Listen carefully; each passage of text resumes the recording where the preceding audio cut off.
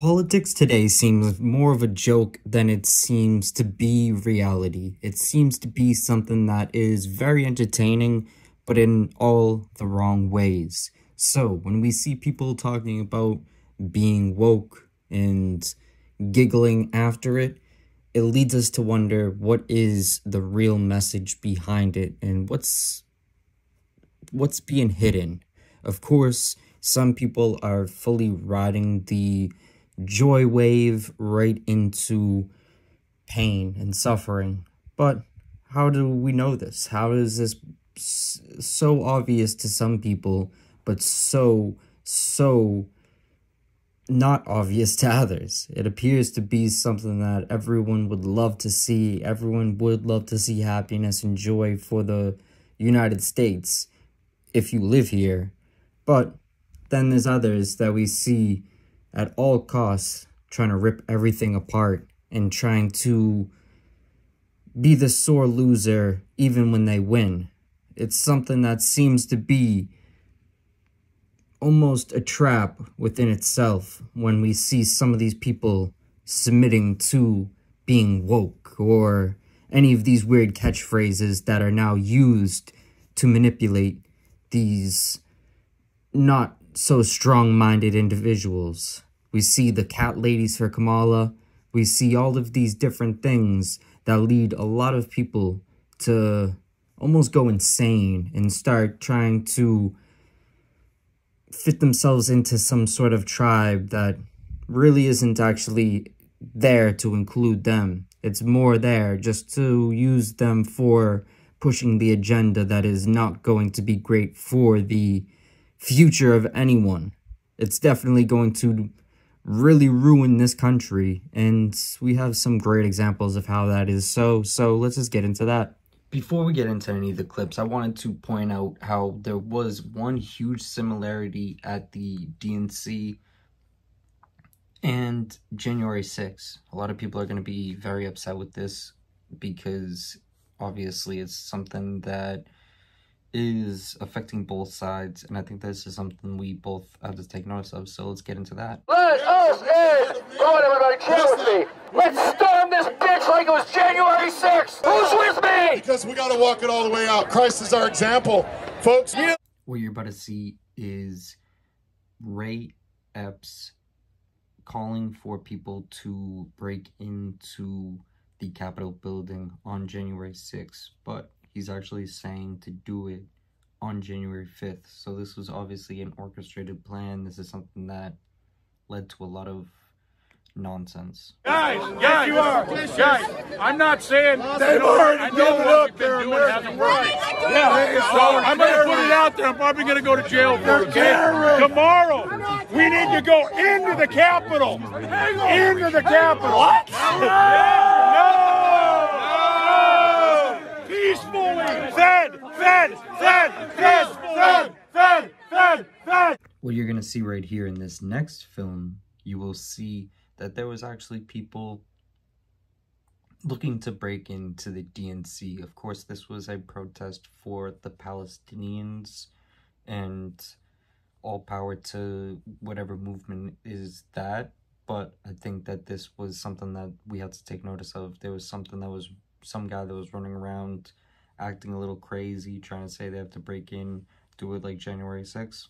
Let us in! Go on, everybody, cheer with me! Let's storm this bitch like it was January 6th! Who's with me? Because we got to walk it all the way out. Christ is our example, folks. Yes, when you look at this, this is no good. This obviously looks like something that could have gone very bad.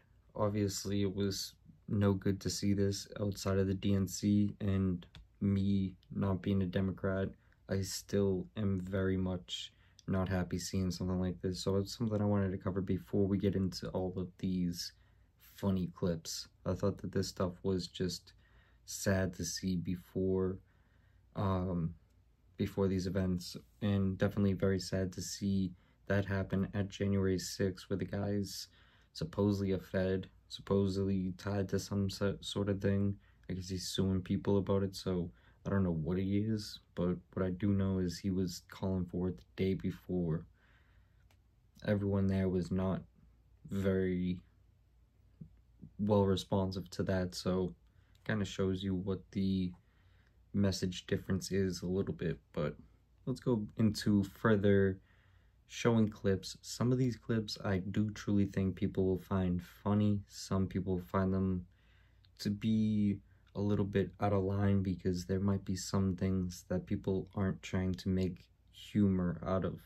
With that said, let me know if you guys enjoy these style of videos. Let me know if you want to see more similar ones. Let's get into it. And I'd like to welcome you all to the Democratic National Convention.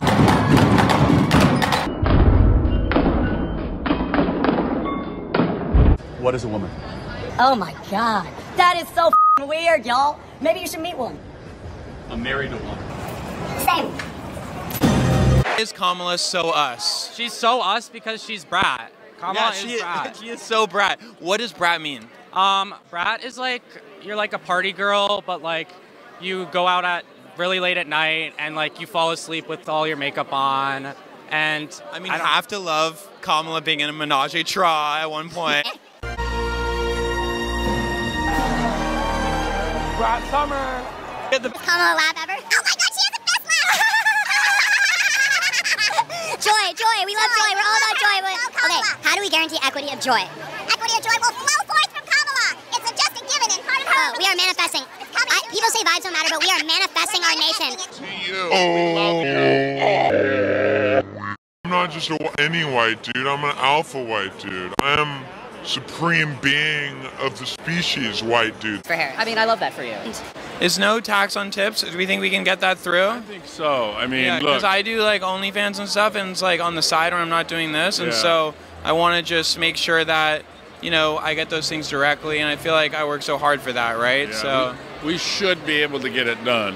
Yeah. I mean, the fact that Trump has said he favors it, we'll see. I mean, yeah, but Kamala did it in a better way. He made it at first, but Kamala's way was like way more brat. For sure. When Kamala said it, it was way more brat. See, I just don't even know what brat is. Oh, it's just sexy. It's everything. She's so us because she's brat. Kamala is brat. She is so brat. What does brat mean? Brat is like, you're like a party girl, but like you go out at really late at night and like you fall asleep with all your makeup on. And I mean, I have to love Kamala being in a menage a trois at one point. Demure. You are so demure, Congressman. It's not a policy that I spend any time thinking about. Okay, you are so funny. I love Doritos. Doritos, particularly ranch, Cool Ranch. Oh yeah, you're gonna have to get a vasectomy. Imagine though, you stage the assassination and then you're still losing, aka Brat. I will say though, I mean, thank God for the wall and the police. It would be a lot to have. It'd be a bit of a buzzkill having all those people come in here. Buzzkill, am I right? Like, we're trying to enjoy. Let us in! Let us in! Come on, everybody, cheer with me! Let's storm this bitch like it was January 6th! Who's with me? Yes, we gotta walk it all the way out. Christ is our example. Why should we vote for you for president? I don't know. I'm not saying you should. I'm not saying you should. I'm just saying you can, and you could if you wanted to. Free abortions. Yes, Queen. Free gender-affirming care for migrants. Yes, Queen. Child tax credits for dogs. Yes, Queen. Ban standardized testing. Yes, Queen. Oh, yeah, like my ADD is so crazy. Get rid of those things, please. Yes, Queen. Yeah. Amazing. Different tax rate for white men. Yes, Queen. Amen, sister. Love you. Love her energy. She's a yes queener. You bitch! Yes, Queen. I'm an untip. Yes, Queen. And these Democrats, they can't handle it. What? Paul, what are your beliefs? Well, I'm a homosexual, so I support homo nationalism. This is a Nazgul flag, and I also support communism. So, is this like homos taking over the world? No, not homos. Leading? No, not homos taking over the world, but homos creating their homo state. Told you guys were straight. We're not straight. You're straight. You're straight. You're straight like a freeway. You wish you were gay, Craig. In your dreams. I'm not just gay. I'm a catabite. Wow, we look great. Yeah, let's see Craig out-gay us now. Oh my God, where? So as president, she will always have our backs. And she will be a fighter for us. She will fight to lower costs for hardworking families, open the doors wide for good-paying jobs, and yes, she will restore abortion rights nationwide.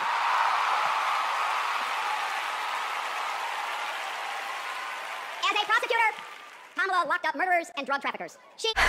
I can't say it.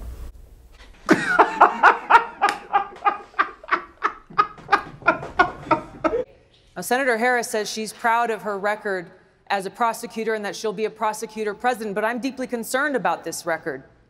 There are too many examples to cite, but she put over 1,500 people in jail for marijuana violations and then laughed about it when she was asked if she ever smoked marijuana. She blocked evidence. She blocked evidence that would have freed an innocent man from death row until the courts forced her to do so. She kept people in prison beyond their sentences to use them as cheap labor for the state of California. And she fought to keep cash bail system in place that impacts poor people in the worst kind of way. The power I have as a prosecutor is that with a swipe of my pen, I can charge someone with a misdemeanor, the lowest level offense possible. And by virtue of that swipe of my pen, you will have to go to a courthouse and stand in line. You will have to come out of pocket and hire an attorney. You may get arrested for a few hours. You will be embarrassed in your community. You will miss time from coming onto the Google campus. All because with the swipe of my pen, I've charged you with a crime. Which I may choose to dismiss 2 weeks later. It's an incredible amount of power. The bottom line is, Senator Harris, when you are in a position to make a difference and an impact in these people's lives, you did not. And worse yet, in the case of those who were on death row, innocent people, you actually blocked evidence from being revealed that would have freed them until you were forced to do so. There is no excuse for that. And the people who suffered under your reign as prosecutor, you owe them an apology.